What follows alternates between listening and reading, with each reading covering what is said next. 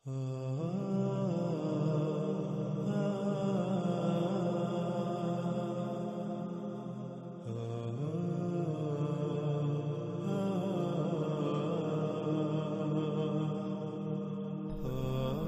ناظرین، وہ تمام کے تمام انسان جو کھیتی باڑی سے تعلق رکھتے ہیں، جو کسان ہیں، وہ غور کریں کہ کیا انہوں نے دجال کو اپنا رب نہیں بنایا ہوا؟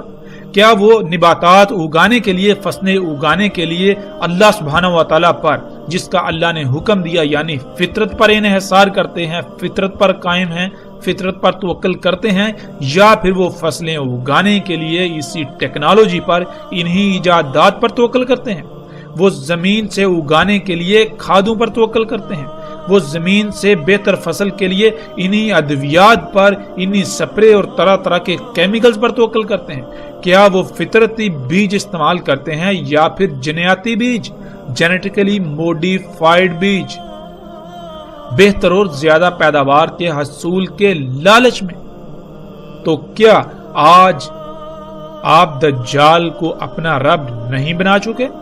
اور یہ دعوت آپ کو کس نے دی؟ دجال کے اسی راز نے جو دن رات، یعنی میڈیا جو دن رات آپ کے بالکل سامنے سے آپ کو اپنی طرف کھینچتا ہے، دجال کو اپنا رب بنانے کی دعوت دیتا ہے، وہ فطرت کی بجائے انہی مشینوں پر توکل کرنے کی دعوت دیتا ہے، انہی ایجادات پر، انہی اشیاء پر توکل کرنے کی دعوت دیتا ہے جن کو انسان نے اپنے ہی ہاتھوں سے اللہ سبحانہ و تعالیٰ کے مقابلے پر خلق کیا۔ ناظرین، روایات کے مطابق رسول اللہ صلی اللہ علیہ وآلہ وسلم نے یثرب میں کھڑے ہو کر کئی بار مشرق کی طرف اشارہ کر کے کہا کہ دجال ادھر سے نکلے گا۔ ناظرین، محمد رسول اللہ صلی اللہ علیہ وآلہ وسلم کے وقت مکہ ہو یا مدینہ، دونوں کا مشرق از حجاز اور موجودہ سعودی عرب کا وہ علاقہ بنتا ہے جسے نجد کہا جاتا تھا، اور آج بھی اسے نجد کہا جاتا ہے۔ لیکن حیران کن اور چونکا دینے والی بات یہ ہے کہ عمرا یعنی حکمرانوں کے پالتو علماء جو ان کی خواہش پر حلال اور حرام کا تعین کرتے ہیں، انہوں نے اپنے تراجم و تفاسیر میں یثرب، جسے مدینہ کہا جاتا ہے، مدینے کے نام سے مشہور ہے، اس کا مشرق اور نجد عراق کو قرار دیا۔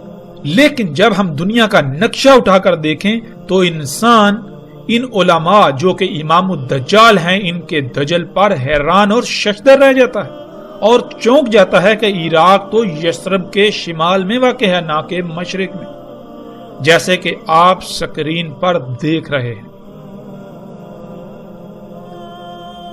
اس وقت سکرین پر آپ کو گوگل ارتھ یعنی دنیا کا مصدقہ ترین نقشہ نظر آ رہا ہے، جس پر آپ اپنی آنکھوں سے دیکھ سکتے ہیں کہ عراق یثرب اور مکہ کے مشرق میں واقع ہے یا پھر شمال میں۔ اور جب آپ اپنی آنکھوں سے دیکھ رہے ہیں کہ عراق تو یثرب ہو یا مکہ ان دونوں کے مشرق کی بجائے شمال میں واقع ہے، تو پھر کیسے ان علماء دجال نے، علماء نے، ان حکمران کے پالتوں نے عراق کو نجد اور یثرب کا مشرق قرار دیا؟ اور اس سے بھی بڑھ کر حیرانی والی بات تو یہ ہے کہ آج تک کوئی ایک بھی انسان ایسا نظر نہیں آیا کہ جس نے تحقیق کی ہو اور اس دنیا کے نقشے کو سامنے رکھ کر اس دجل کو چاک کیا ہو۔ اور یہی بات اللہ سبحانہ وتعالی نے قرآن میں اس طرح سے کہی کہ لوگوں نے، انسانوں نے اپنے ان ملاؤں کو، ان بڑوں کو اپنا رب بنا لیا۔ اور بالکل یہی بات محمد رسول اللہ صلی اللہ علیہ وآلہ وسلم نے بھی کہی تھی۔ اور جب صحابہ رضوان اللہ علیہم نے یہ سوال کیا کہ یا رسول اللہ صلی اللہ علیہ وآلہ وسلم، ایسا کیسے ہو سکتا ہے کہ کوئی اپنے ان ملاؤں کو اپنا رب بنا لے؟ تو رسول اللہ صلی اللہ علیہ وآلہ وسلم نے اس طبقے کے بارے میں کہا تھا کہ یہ طبقہ جس کو حلال کہے لوگ اسے حلال مان لیتے ہیں، اور جسے یہ حرام کہیں آنکھیں بند کر کے اسے یہ حرام مان لیتے ہیں۔ اور رب بنانا کیا ہوتا ہے؟ اور آج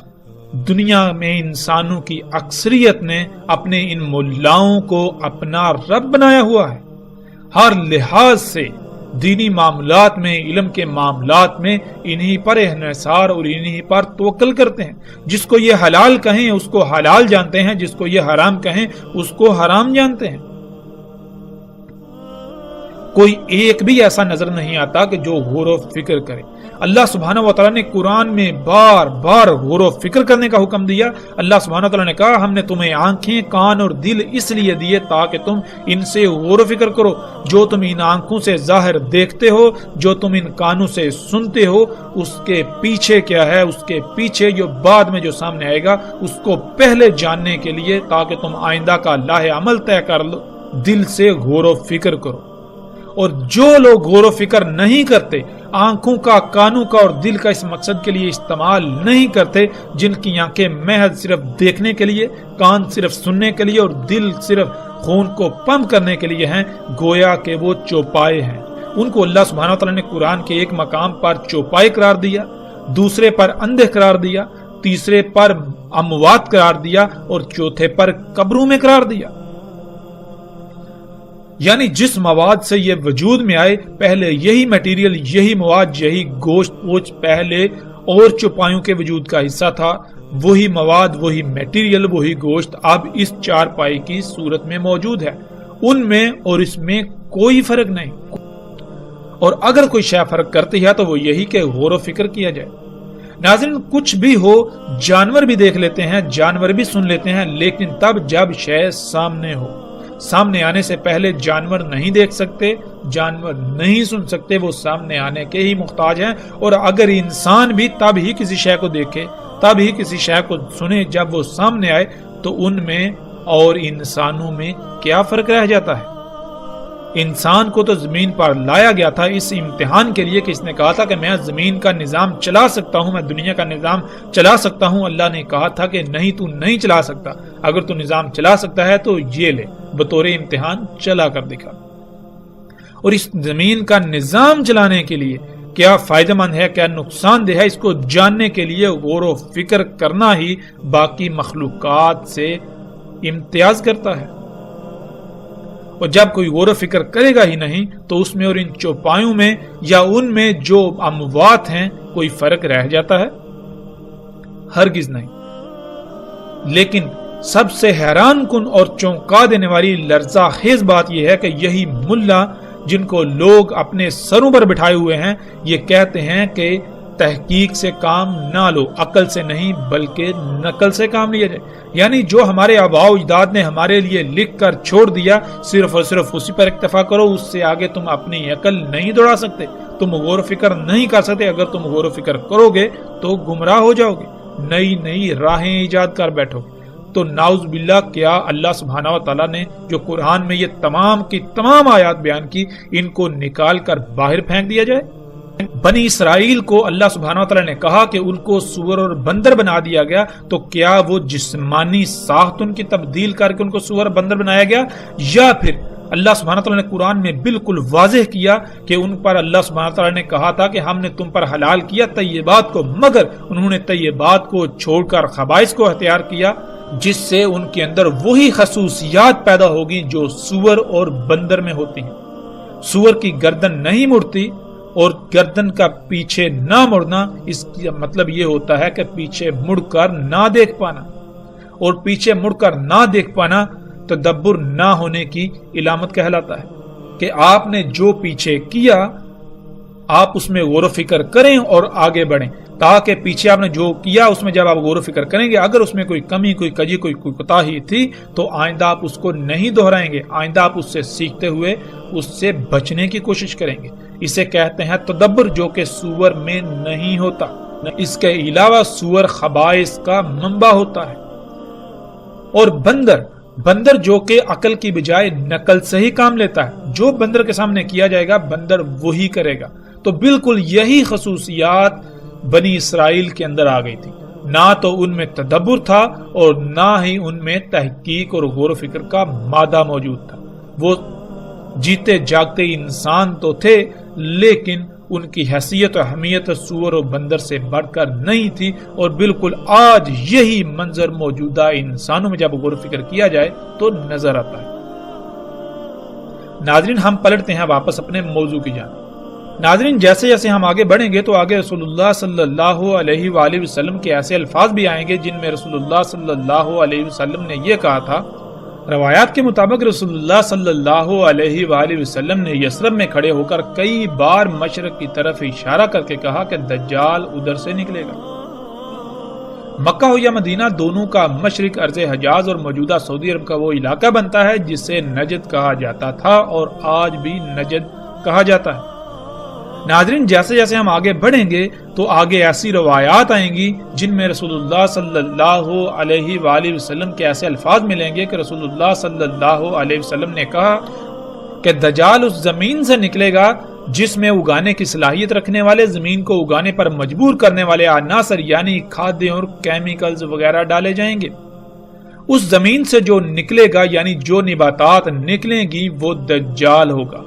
جو فصل ایسی زمین اگائے گی وہ فصل دجال ہوگی. یعنی کھاد اور کیمیکل سے اگائی جانے والی فصلوں کا ظاہری پہلو تو بہت زبردست اور دل لبا دینے والا ہوگا، لیکن اس کا دوسرا باطنی پہلو بیماریوں، خامیوں، نقائص سے بھرپور ہوگا. اور یہی تو دجال ہے. یعنی انسان ان فصلوں کو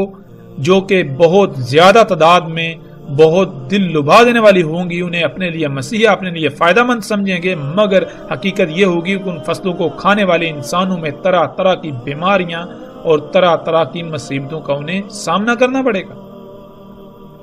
انسان کے جسم میں اللہ سبحانہ وتعالیٰ کا قائم کردہ توازن بگڑ جائے گا. ظاہر ہے جب اللہ سبحانہ وتعالیٰ نے اس جسم کو خلق کیا تو اللہ سبحانہ وتعالیٰ ہی کو علم ہے کہ اس جسم میں تمام کے تمام مخلوقات کی ضروریات کیا ہیں، ان کی ضروریات کا معیار اور مقدار کیا ہے. تو جب تک ہم اللہ سبحانہ وتعالیٰ پر ہی توکل کریں گے تو تب تک ہمارے جسم کا توازن برقرار رہے گا. اور جب ہم اس پر توکل کریں گے جسے یہ علم ہی نہیں کہ اس جسم کو کیسے خلق کیا گیا، جس جسم کی پیچیدگیوں کے بارے میں علم ہی نہیں رکھتا، تو لا محالہ ہم اس جسم میں قائم توازن کو بگاڑ دیں گے جسے ہم بیماریوں کا نام دیتے ہیں.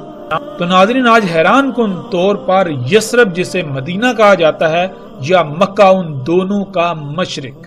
جس کی طرف محمد رسول اللہ صلی اللہ علیہ وآلہ وسلم نے اشارہ کر کے کہا تھا کہ ادھر سے دجال نکلے گا، تو ان دونوں کا مشرق اس وقت اور موجودہ نجد کا خطہ بنتا ہے جسے آپ سکرین پر دیکھ رہے ہیں. ناظرین مکہ و یثرب کے مشرق میں سعودی عرب کا 2000 کلومیٹر سے زائد لمبائی پر مشتمل لاکھوں مربع کلومیٹر صحرا سرسبز و شاداب باغات میں تبدیل ہو چکا ہے. آپ کو گول دائروں میں ہزاروں کھیت نظر آئیں گے اور ہر کھیت کا قطر اوسطاً 1 کلومیٹر ہے. یہ سب اسی ٹیکنالوجی سے ممکن ہوا اور اسی کو رسول اللہ صلی اللہ علیہ وآلہ وسلم نے دجال کہا. اور جیسے ہی ہم آگے بڑھیں گے تو ہمیں رسول اللہ صلی اللہ علیہ وآلہ وسلم کے یہ الفاظ بھی ملیں گے کہ دجال عرب کے جو صحرا ہیں انہیں سرسبز و شاداب باغات میں بدل دے گا. اور یہ سب کچھ آج آپ اپنی آنکھوں سے ہوتا ہوا دیکھ رہے ہیں. سعودی عرب میں یہ لاکھوں مربع کلومیٹر پر مشتمل رقبہ جس سے جو فصلیں حاصل کی جا رہی ہیں وہ سب کا سب دجال ہے. وہ تمام کی تمام فصلیں دجال ہیں. یعنی وہ ظاہراً تو بہت خوشنما ہیں لیکن ان فصلوں کو کھانے والے جاندار ہوں یا انسان یا وہ حشرات ہوں وہ سب کے سب طرح طرح کی بیماریوں کا شکار ہو رہے ہیں. ان مخلوقات کا ایک ظاہری پہلو تو خوشنما ہے لیکن ان کا جو باطنی پہلو ہے وہ ہر لحاظ سے عیب زدہ ہے. اور ناظرین وہ طبقہ جس طبقے کو رسول اللہ صلی اللہ علیہ وآلہ وسلم نے آسمانوں کے نیچے بدترین مخلوق قرار دیا، یہی علماء دجال جن کے دجل کی اصل حقیقت آپ تصاویر میں دیکھ رہے ہیں. آج تک شمال کو مشرق بنا کر پیش کیا جاتا رہا. رسول اللہ صلی اللہ علیہ وآلہ وسلم نے مکہ و یثرب کے مشرق والی زمین سے دجال کے نکلنے کا بتایا تو انہی علماء دجال نے حکمرانوں کے پالتوں نے اس کو عراق بنا دیا کہ مشرق میں عراق واقع ہے، حالانکہ مشرق میں سعودی عرب کا نجد ہے نہ کہ عراق. عراق تو سعودی عرب کے شمال میں واقع ہے، اور سکرین پر نظر آنے والی تصاویر میں آپ یہ سب اپنی آنکھوں سے دیکھ رہے ہیں۔ ناظرین، جس روایت پر ہم بات کر رہے تھے واپس پلٹتے ہیں اسی کی طرف، اس کے اگلے حصے کی طرف۔ اس کے اگلے حصے میں رسول اللہ صلی اللہ علیہ وآلہ وسلم نے کہا، اور زمین کو امر کرے گا پس وہ اگائے گی، پس ان پر طاقتور سپرے کرے گا، وہ فصلیں اور جانور وغیرہ جلدی بڑے ہو جائیں گے۔ نہیں تھا ان کے لیے کیا گیا اتنا جلدی بڑا ہونا، اور ضرورت سے زیادہ ان کے تھن دودھ سے بھر جائیں گے اور محدود وقت میں شکم بار ہو جائیں گے۔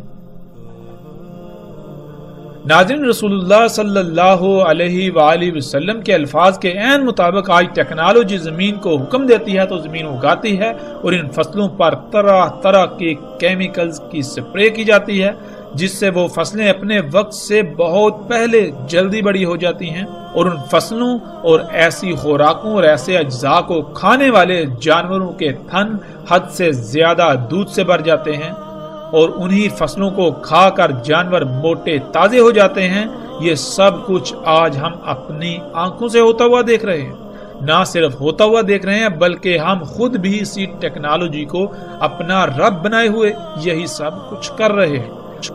ناظرین، غور و فکر کریں کہ کیا آج آپ بھی یہ سب کچھ نہیں کر رہے؟ اگر آپ یہ سب کچھ کر رہے ہیں تو پھر آپ دجال کو اپنا رب بنائے ہوئے ہیں، آپ دجال کے فتنے کا شکار ہیں۔ ناظرین، کھادوں سے، ان کیمیکل سے، ان سپرے سے جو فصلیں اگتی ہیں وہ دیکھنے میں بہت بھلی لگتی ہیں، لیکن یہ صرف ظاہراً اچھی ہیں، مگر ان کا باطن لا تعداد بیماریوں سے بھرا پڑا ہے۔ یہی تو دجل ہے کہ ہر کوئی انہیں دیکھ کر اپناتا ہے، حاصل کرتا ہے، دیکھنے میں یہ سب بہت اچھا لگتا ہے، لیکن جب یہی انسان اور جانور کھاتے ہیں تو وہ مفلوج ہو جاتے ہیں، ان کو طرح طرح کی بیماریاں لاحق ہو جاتی ہیں، بچے وقت سے پہلے بالغ ہو جاتے ہیں، انسانوں کی عمریں کم ہو جاتی ہیں، جسم کمزور ہو جاتے ہیں، طرح طرح کی بیماریوں کا شکار ہو جاتے ہیں۔ بالکل اسی طرح دودھ تو زیادہ حاصل کر لیا جاتا ہے، لیکن ان غیر فطری طریقوں سے دجال پر توکل کرنے سے حاصل شدہ ہر شے کا ظاہری پہلو تو بہت خوشنما ہوتا ہے، لیکن اس کا باطن محض زہر ہی ہوتا ہے۔ یہی وہ دجل ہے آج جس کا ہر کوئی شکار نظر آتا ہے، اور کوئی بھی اسے پہچان نہیں پا رہا اور نہ ہی پہچاننا چاہتا ہے۔ اور ناظرین، غور کریں، وہ لوگ جو کسان ہیں، جو برصغیر سے تعلق رکھتے ہیں، کہ سن 2000 کے آس پاس کی بات ہے کہ جانوروں کو ایک نئی بیماری کا سامنا کرنا پڑا کہ دیکھتے ہی دیکھتے جانور کو سانس کی پرابلم ہوتی، اس کے منہ سے جھاگ نکلنا شروع ہو جاتی، 1 2 زیادہ سے زیادہ 3 اور 4 دن کے اندر اندر جانور کی موت ہو جاتی، وہ کھانا پینا چھوڑ دیتا، اس کو سانس بھی بہت مشکل سے آتی، سانس لینے میں انتہائی مشکل کا سامنا کرنا پڑتا، یہاں تک کہ جب وہ سانس لیتا تو اس کے گلے سے غرارے کی آواز آتی، جیسے کہ اس کے گلے سے سانس انتہائی مشکل سے گزر پا رہی ہے۔ اور اس بیماری سے برصغیر میں لاکھوں نہیں کروڑوں کی تعداد میں جانوروں کی ہلاکت ہوئی، دیکھتے ہی دیکھتے۔ اس بیماری کو گل گوٹو کا نام دیا گیا، لیکن آج تک کسی نے بھی اس بیماری کی اصل وجوہات کو سامنے لانے کی کوشش ہی نہیں کی۔ کسی نے آج تک کسانوں کو اس کی حقیقت کے بارے میں نہیں بتایا۔ وہ سیدھے سادے کسان جو زبان سے اللہ پر توکل کے دعوے دار ہیں، لیکن وہ دجال کو اپنا رب بنا بیٹھے، انہیں اس بات کا شعور اور علم ہی نہیں کہ یہ سب اسی دجال کی وجہ سے ہوا۔ انہوں نے اپنے اس نقصان کی ذمہ داری، اپنے جانوروں کی موت کی ذمہ داری اللہ کے اوپر ڈال دی کہ یہ سب اللہ کا کیا ہوا ہے، یہ سب اللہ کی مرضی سے ہوا، حالانکہ یہ اللہ کے اوپر بہت بڑا بہتان ہے۔ اللہ سبحان ہے، اللہ ایسی تمام کی تمام نیگیٹیوٹی سے پاک ہے، اللہ کے لیے ہے ہی حمد،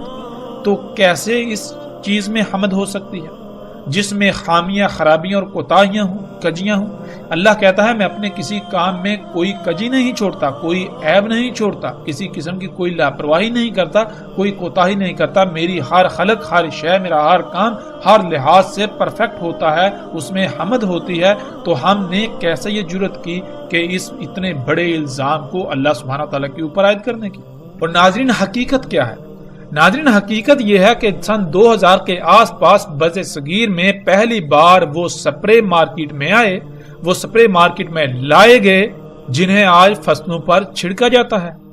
ان کیمیکل کمپنیوں نے مال کو پانی کی طرح بہایا، لوگوں کو خریدا، اپنے ایجنٹوں کو حرکت میں لائے، جس سے انہوں نے دن رات ایک کر کے کسانوں کو لالچ دے کر اپنے ان سپرے، اپنے ان کیمیکلز، ادویات کو بیچا۔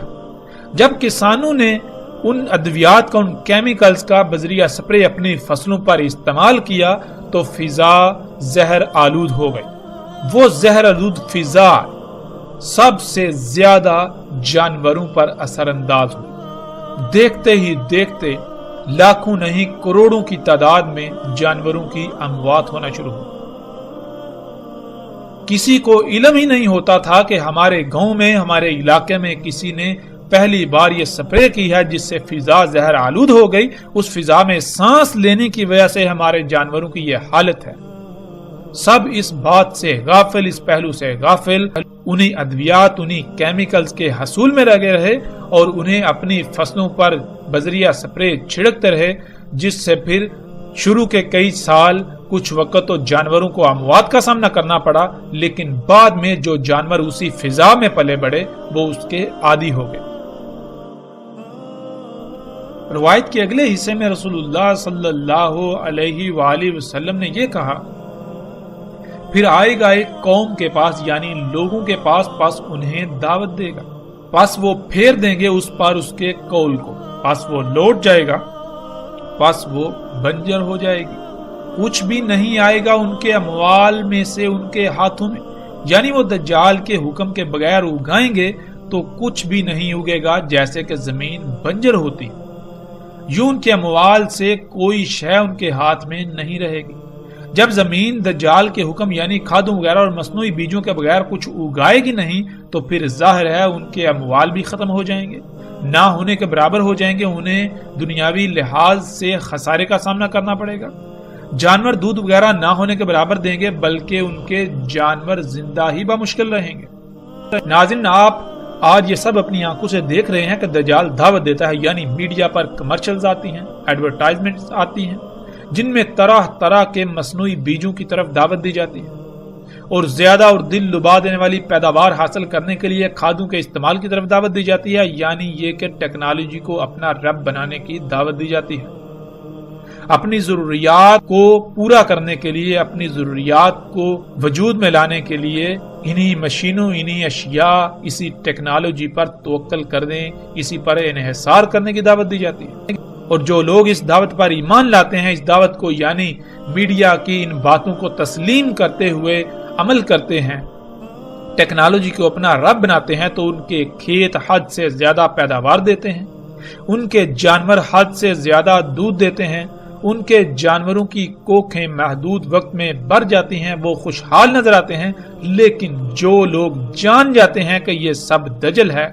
بے شک دیکھنے میں یہ سب اچھا ہے، لیکن یہ صرف اور صرف فساد ہے، اس طرح حاصل کر کے جو کچھ بھی استعمال کیا جائے گا اس کا انتہائی درجے کا نقصان ہے۔ ہر شے ابدار ہوگی، بیماریاں بڑھیں گی، بچے معذور اور مفلوج پیدا ہوں گے، اسی طرح ہر شے میں نقائص و خرابیاں پیدا ہو جائیں گی۔ تو وہ لوگ ٹیکنالوجی کو رب بنانے کے بجائے فطرت پر انحصار کرتے ہوئے جب قدرتی بیج استعمال کرتے ہیں اور کھادوں کے بغیر، اس ٹیکنالوجی کے بغیر اگاتے ہیں، بارشوں پر انحصار کرتے ہیں، تو نتیجہ یہ نکلتا ہے کہ گویا ان کی زمین بنجر ہے، کچھ بھی نہیں اگتا، اور پھر ایسے حالات میں دنیا جہنم سے کم نہیں رہ جاتی۔ ایسے حالات میں پھر ثابت قدم رہنا انتہائی مشکل ہو جاتا ہے، اور اسی کا رسول اللہ صلی اللہ علیہ وآلہ وسلم نے حکم دیا تھا کہ اے اللہ کے غلاموں، یعنی اے وہ لوگوں جو اس وقت، اس دوران اللہ کی غلامی کر رہے ہوگے، ڈٹے رہنا، اللہ کی غلامی پر ثابت رہنا۔ یہ حقیقتاً ایسا فتنہ ہے کہ اس سے عظیم فتنہ کوئی اور ہو ہی نہیں سکتا۔ آج ہم اپنی آنکھوں سے دیکھ رہے ہیں کہ اکثریت نے دجال یعنی ٹیکنالوجی کو اپنا رب بنایا ہوا ہے۔ پھر اسی روایت کے اگلے حصے میں رسول اللہ صلی اللہ علیہ وآلہ وسلم نے کہا، اور امر کرے گا اس سے یعنی زمین کو اپنے ان آلات کے ذریعے جن آلات سے زمین کو پھاڑا جاتا ہے، زمین میں سوراخ نکالے جاتے ہیں، زمین کو کھودا جاتا ہے، ایسے آلات سے زمین کو پھاڑے گا، اس میں سوراخ کرے گا زمین کی گہرائیوں سے کچھ نکالنے کے لیے، ان آلات کے ساتھ زمین کو پھاڑے گا، اسے کھوکھلا کرے گا، کمزور کرے گا، پس کہا جائے گا اس کو یعنی زمین کو نکال اپنے خزانے، پس اس سے یعنی ان آلات کی مدد سے ان آلات کے پیچھے زمین اپنے خزانے ایسے نکال دے گی جیسے کھجور کی شاخیں۔ ناظرین، اسی ٹیکنالوجی کی مدد سے آج زمین کو پھاڑا جاتا ہے، یعنی زمین کو یہ امر کیا جاتا ہے کہ تو اپنے خزانے باہر نکال، اپنی وہ قیمتی ترین اشیاء جو تو نے اپنے اندر چھپا کر رکھی ہوئی ہیں ان کو باہر نکال۔ انہی مشینوں سے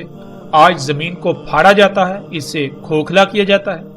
زمین کے خزانے اسی ٹیکنالوجی کے پیچھے بالکل اسی طرح نکلتے ہیں جیسے کہ کھجور کی شاخیں ہوں۔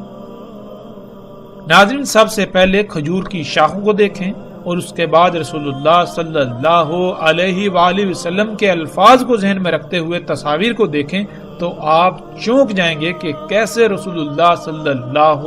علیہ وآلہ وسلم نے ہر لحاظ سے اور ہر پہلو سے انتہائی باریک بینی سے دجال کے بارے میں آگاہ کر دیا، لیکن کوئی بھی نہیں جو سمجھنے کی کوشش کر رہا ہو۔ آپ سکرین پر نظر آنے والی یہ تصاویر دیکھ رہے ہیں کہ بالکل کھجور کی شاخوں کی طرح زمین کو پھاڑا جاتا ہے اور اس کے خزانے یعنی اس کی قیمتی ترین شے جسے آج خام تیل کہا جاتا ہے اس کو باہر نکالا جاتا ہے،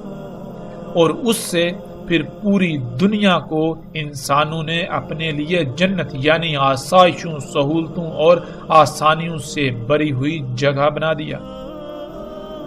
لیکن یہ جنت حقیقت میں نہ صرف دنیا میں بھی جہنم ہے بلکہ آخرت میں بھی اس کا انجام جہنم ہے۔ دنیا میں کوئی بھی اس کو جہنم کہنے کو تیار ہی نہیں، اس کے باوجود کہ پوری دنیا کو ہر طرح کے سخت ترین حالات اور ہلاکتوں کا سامنا ہے، وہ سب اسی کی وجہ سے۔ زمین کے خزانے جنہیں کالا سونا یعنی بلیک گولڈ بھی کہا جاتا ہے، جن کے لیے آج پوری دنیا میں جنگ و جدل ہو رہا ہے اور شہروں کے شہر کھنڈرات میں بدل رہے ہیں، اور ان قریب انہی خزانوں کے حصول کی خاطر دنیا کو القاریہ یعنی آخری عالمی ایٹمی جنگ کا سامنا کرنا پڑے گا، جس سے ہونے والی تباہی کا اندازہ اس طرح لگایا جا سکتا ہے کہ اس میں پہاڑ بھی ریزہ ریزہ ہو جائیں گے، یعنی ایسے ہتھیاروں کا، ایسے بموں کا استعمال کیا جائے گا جو پہاڑوں کو روئی کی طرح اڑائیں گے۔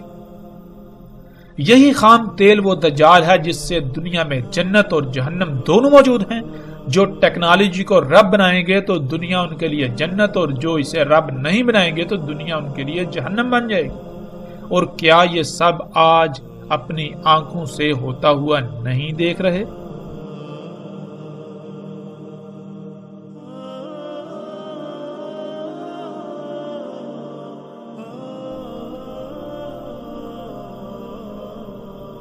بلا شک و شبہ آج ہم یہ سب اپنی آنکھوں سے ہوتا ہوا دیکھ رہے ہیں۔ اس کے باوجود اگر ہم حقائق سے آنکھیں چرانا چاہتے ہیں، آنکھیں بند کر کے انہی طرح طرح کی کہانیوں کو سننا چاہتے ہیں، انہی کو تسلیم کرنا چاہتے ہیں، محظوظ ہونا چاہتے ہیں، تو فیصلہ ہمارے ہاتھ میں۔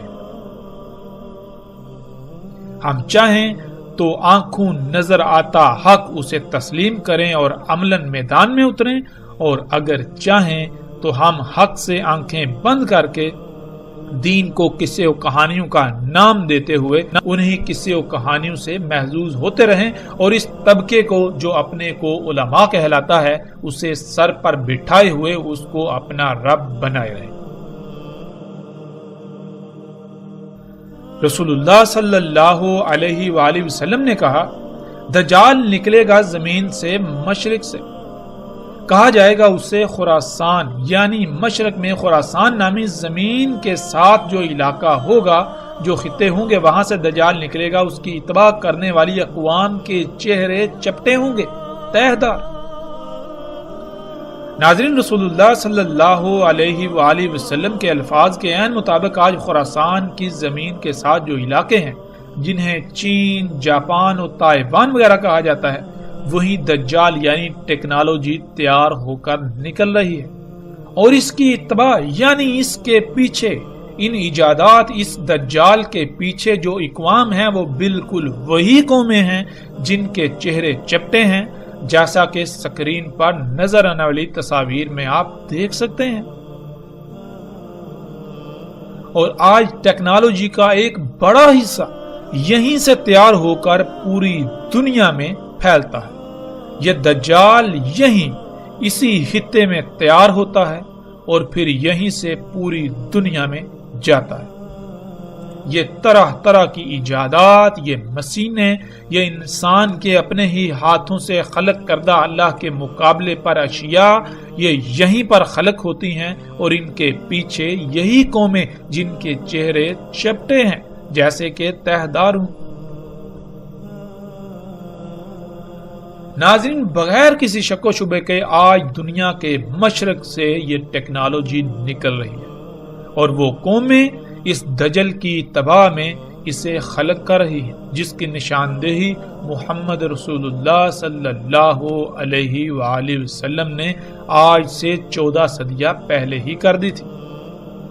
دنیا کے مشرق میں چین، تائیوان، جاپان وغیرہ ہیں، اور انہی ممالک سے ٹیکنالوجی وجود میں آ کر پوری دنیا میں پھیلتی ہے، خواہ وہ گاڑیاں ہوں، الیکٹرانکس کا سامان ہو، یا آج کے دور میں جنہیں ہم مصنوعات کا نام دیتے ہیں، سب کا سب آج انہی ممالک بالخصوص چین میں خلق کیا جا رہا ہے، اور ان لوگوں کے چہرے بھی بالکل رسول اللہ صلی اللہ علیہ وآلہ وسلم کے بتائے ہوئے الفاظ کے عین مطابق چپٹے ہیں، اور اسی طرح ان کی ناکیں بھی چپٹی ہیں۔ پوری دنیا میں جو فصلیں اگائی جا رہی ہیں ان کے بیج بھی یہیں پر تیار کیے جا رہے ہیں، یہیں پر خلق کیے جا رہے ہیں، بیجوں میں یہیں پر مداخلت کی جا رہی ہے۔ یہی چپٹے چہروں والی قومیں اس سب کے پیچھے ہیں، اس سب کو کر رہی ہے۔ رسول اللہ صلی اللہ علیہ وآلہ وسلم نے کہا کہ اس میں کچھ شک نہیں، وہ یعنی دجال شام اور عراق کے درمیان خالی جگہ سے، یعنی جہاں آبادی وغیرہ کچھ بھی نہیں، خالی میدانی یا صحرائی علاقے ہیں، وہاں سے نکلے گا۔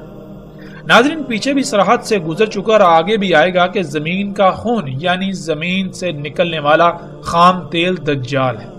اسی سے دنیا جنت اور جہنم بنی ہوئی ہے، اور خام تیل بالکل انہی مقامات سے نکل رہا ہے جہاں سے رسول اللہ صلی اللہ علیہ وآلہ وسلم نے کہا، یعنی شام اور عراق کے درمیان خالی جگہوں سے، جو کہ صحرائی علاقے ہیں، میدانی علاقے ہیں، اور سکرین پر نظر آنے والی تصاویر میں آپ دیکھ سکتے ہیں۔ رسول اللہ صلی اللہ علیہ وآلہ وسلم نے کہا، اس میں کچھ شک نہیں، وہ یعنی دجال شام کے سمندر میں ہے یا یمن کے سمندر میں، نہیں بلکہ مشرق کی سمت سے، نہیں وہ مشرق کی طرف سے، نہیں وہ مشرق کی طرف سے، اور اپنے ہاتھ سے مشرق کی طرف اشارہ کیا۔ ناظرین، آج اگر ہم بحر شام کو دیکھیں تو وہاں ٹیکنالوجی سے لیس گدھے بحر شام میں کھڑے ہیں، اور بحر یمن میں بھی، جہاں سے دجال یعنی یہ ٹیکنالوجی مومنوں پر حملہ آور ہے۔ اور جیسا کہ پیچھے گزر چکا، دجال یعنی ٹیکنالوجی مشرق سے ہی نکل رہی ہے، روایت کا ایک ایک لفظ اس بات پر پورا اترتا ہے۔ رسول اللہ صلی اللہ علیہ وآلہ وسلم کا یہ فرمانا کہ وہ بحر شام میں ہے، پھر یمن میں کہنا اور پھر یہ کہنا کہ نہیں بلکہ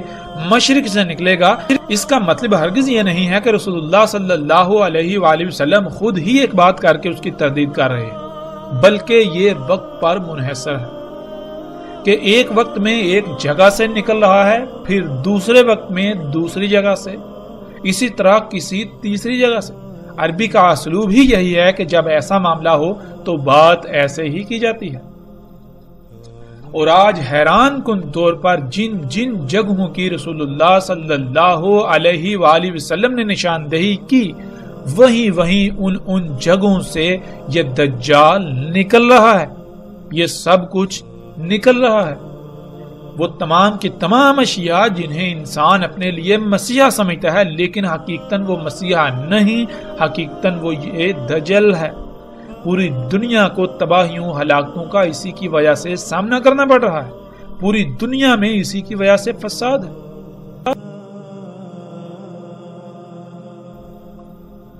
رسول اللہ صلی اللہ علیہ وآلہ وسلم نے کہا بلکہ وہ عراق کے سمندر میں ہے، نکلنے کے وقت نکلے گا، اس خطے سے، اس علاقے سے کہا جائے گا اس کو اصبہان۔ رسول اللہ صلی اللہ علیہ وآلہ وسلم نے کہا دجال نکلے گا عراق سے۔ ناظرین، روایات میں ان مقامات کے علاوہ بھی کچھ مقامات کا ذکر آیا ہے، اور جن مقامات کا ذکر آیا ہے بالکل انہی مقامات سے آج خام تیل نکل رہا ہے، جس سے دنیا آج جنت اور جہنم کا منظر پیش کر رہی ہے۔ اسی خام تیل سے تمام کے تمام مصنوعات بن رہی ہیں، اور اسی خام تیل سے آگ و بارود بن رہا ہے۔ جو اس ٹیکنالوجی کو یعنی دجال پر ایمان لاتے ہیں ان کے لیے دنیا جنت بن چکی ہے، اور جو اس پر ایمان نہیں لاتے بلکہ اللہ کو اپنا رب بناتے ہیں یعنی فطرت پر توکل کرتے ہیں، تو ان کے لیے اس دنیا میں کچھ بھی نہیں سوائے آگ و بارود کے، سوائے سختیوں کے، سوائے طرح طرح کی آزمائشوں کے۔ یہی دجال ہے اور یہی اس کی جنت و جہنم، یہی اس کی جنت و آگ۔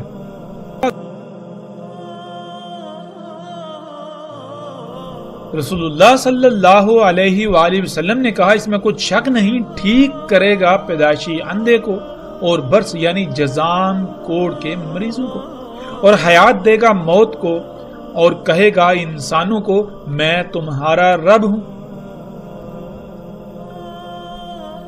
یعنی اپنی تمام کی تمام ضروریات کو پورا کرنے کے لیے مجھ پر ہی توکل کرو، مجھ پر ہی انحصار کرو۔ پس جس نے کہا تو میرا رب ہے، یعنی جس نے اسے اپنا رب بنایا، جس نے اپنی ضروریات کو پورا کرنے کے لیے اس پر توکل کیا، پس تحقیق یعنی بلا شک و شبہ کوئی دو رائے نہیں کہ وہ فتنے میں پڑا۔ اور جس نے کہا کہ اللہ میرا رب ہے، یعنی جس نے اپنے آپ کو فطرت پر قائم کیا، جس نے اپنی ضروریات کو پورا کرنے کے لیے فطرت پر انحصار کیا، یہاں تک کہ اس کی اسی پر موت ہوئی، پس تحقیق یعنی بلا شک و شبہ یہ بات طے شدہ ہے کہ وہ بچا لیا گیا دجال کے فتنے سے، اور نہ ہی اس کے بعد اس پر کوئی فتنہ ہوگا اور نہ عذاب۔ پس رہے گا زمین میں، یعنی دجال زمین میں رہے گا جتنا اس کا رہنا اللہ کے قانون میں ہے، اور زمین پر رہنا اس کا اللہ کے قانون میں کتنا ہے، جب تک کہ عیسیٰ ابن مریم علیہ السلام نہ آ جائیں۔ پھر آئیں گے عیسیٰ ابن مریم علیہ السلام مغرب سے پہلے، یعنی امت محمد کے یوم کے بالکل آخر میں، سات کے بالکل قریب۔ تصدیق کریں گے محمد علیہ السلام کی ایک ایک بات کی انہی کی کہی ہوئی باتوں سے، یعنی محمد علیہ السلام نے اپنی موجودگی کے وقت جس سے بھی متنبع کیا، جو ہدایات و رہنمائی کی، جسے دجال کہا، جسے فتنہ کہا، لوگ ان سب باتوں کو بھول چکے ہوں گے اور الٹا ان ہدایات کے خلاف کر رہے ہوں گے۔ جس کو محمد علیہ السلام نے دجال کہا تھا، الٹا لوگ اسے مسیحا تسلیم کر چکے ہوں گے، اور انہیں اس بات کا شعور تک بھی نہیں ہوگا۔ دجال کو وہ اپنا رب بنا چکے ہوں گے، ہر وہ عمل کر رہے ہوں گے، ایسے ایسے اعمال انجام دے رہے ہوں گے جس سے محمد علیہ السلام نے روکا تھا۔ تو ایسی صورت میں واحد ایک ہی ایسی شخصیت ہوگی جو محمد علیہ السلام کی ایک ایک بات کی انہی کے کہے ہوئے الفاظ سے تصدیق کرے گی کہ جسے تم اپنے لیے مسیحا سمجھتے ہو اسے محمد علیہ السلام نے دجال کہا تھا۔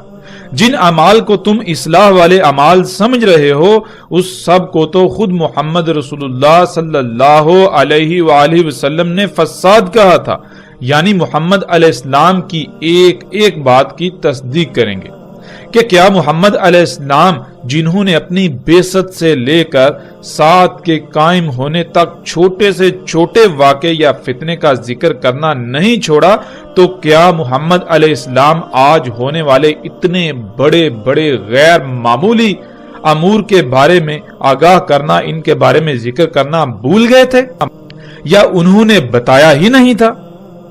یہ غیر معمولی مشینیں، انسان کا انہی مشینوں کے ذریعے بادلوں کا برسانا، انہی مشینوں کے ذریعے پہاڑوں کو کاٹ کاٹ کر رستے بنانا، کئی کئی کلومیٹر لمبی غیر معمولی سرنگیں نکالنا، سینکڑوں کی تعداد میں انسانوں کا ایک ہی مشین پر سوار ہو کر فضا میں انتہائی تیز رفتاری سے سفر کرنا، ہر کام کا غیر معمولی حد تک تیز رفتاری کے ساتھ انجام پانا، انہی مشینوں کے ذریعے غیر معمولی درکار قوت کے حامل امور کو ایسے انجام دینا کہ جیسے خود بخود ہو رہے ہوں، نہروں اور دریاؤں کا مسخر ہو جانا، جب جی چاہے اور جتنا چاہے ان میں پانی چھوڑنا اور جب جی چاہے روک لینا،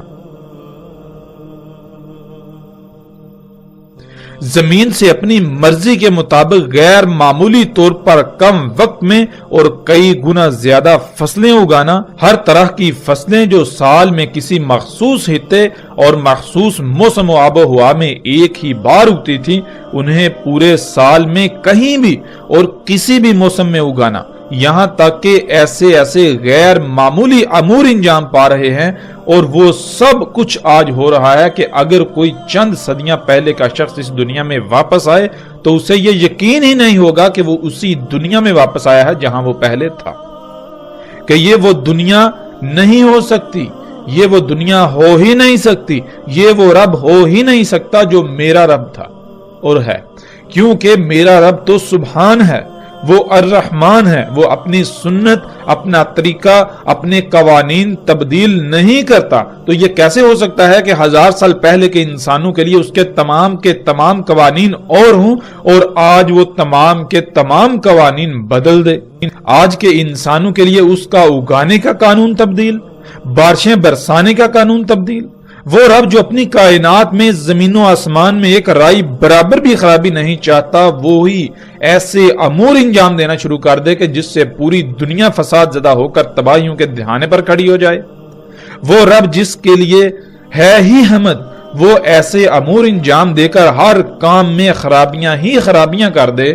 احمد کا شائبہ تک نہ ہو، حمد کا شائبہ تک نہ ہو، یہ کیسے ہو سکتا ہے؟ یہ کیسے ہو سکتا ہے؟ میرا رب تو اس سب سے سبحان ہے، پاک ہے، وہ تو ایسا نہیں ہے، وہ تو الرحمن ہے، وہ انسانوں کے لیے اپنے قوانین نہیں بدلتا اور نہ وہ بدلنے والا ہے۔ ناظرین، تو سوچنے والی بات یہ ہے کہ اگر آج ان غیر معمولی امور کے بارے میں بات کی جائے تو بات کرتے کرتے بندہ تھک جائے، لیکن ان پر بات مکمل نہ ہو۔ اس غیر معمولی حد تک اور کثرت سے آج ایسے امور انجام پاتے ہوئے دیکھے جا رہے ہیں اور ہر کوئی انہی کا حصہ بنا ہوا ہے، تو یہ کیسے ممکن ہے کہ محمد علیہ السلام نے ان کا ذکر ہی نہ کیا ہو؟ وہ اللہ کے رسول محمد علیہ السلام جنہوں نے کسی چھوٹے سے چھوٹے فتنے کو بھی کھول کھول کر بیان کیا، ان کی بعثت سے لے کر ساتھ کے قیام تک جو کچھ بھی ہونا تھا سب کا سب کھول کھول کر بیان کر دیا، تو یہ کیسے ہو سکتا ہے کہ اسی اللہ کے رسول نے ان غیر معمولی اور اس وقت کے مطابق ناقابل تصور امور کے بارے میں ذکر نہ کیا ہو؟ محمد علیہ السلام پر ایمان لانے کے تو بہت بڑے بڑے دعوے کیے جاتے ہیں، لیکن کیا اپنے اعمال سے انہی کی ہر بات کا کفر نہیں کیا جا رہا؟ ایک طرف تو اس بات کا اقرار کیا جاتا ہے کہ محمد علیہ السلام نے اپنی بعثت سے لے کر قیامت الساعہ تک رونما ہونے والے چھوٹے سے چھوٹے فتنے کا بھی ذکر کرنا نہیں چھوڑا اور دوسری طرف یہ تسلیم کرنے کو تیار ہی نہیں کہ آج اتنے بڑے بڑے غیر معمولی امور کے بارے میں کچھ بتایا ہو۔ محمد علیہ السلام نے سب کچھ بتایا، لیکن لوگ وہی کریں گے جو پہلی قوموں نے کیا، اور وہی ہوا۔ تو ایسی صورت میں محمد علیہ السلام نے کہا تھا کہ واحد ایک ہی شخصیت ہوگی جو میری ایک ایک بات کی میرے ہی کہے ہوئے الفاظ سے تصدیق کرے گی، اور وہ عیسیٰ ابن مریم علیہ السلام ہوں گے۔ تصدیق کریں گے محمد علیہ السلام کے ساتھ اور ان کی ملت پر ہوں گے، پس قتل کریں گے دجال کو، پھر اس میں کچھ شک نہیں، جو ہے وہ 7 کا قیام ہوگا۔